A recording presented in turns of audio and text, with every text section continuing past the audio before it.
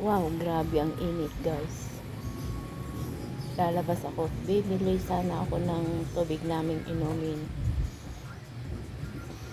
Yan, tignan po natin. Sobrang init dito sa Carmona ngayon.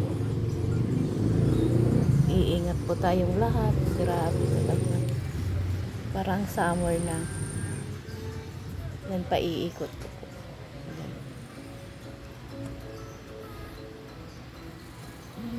Grabe yung init.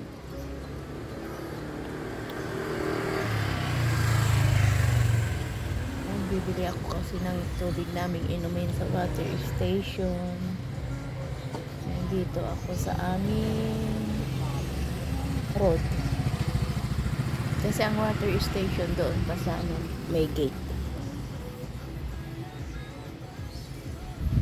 Ang init. Kakatamad na yung lumabas sa sobrang init. Mag-iingat pa tayong lahat.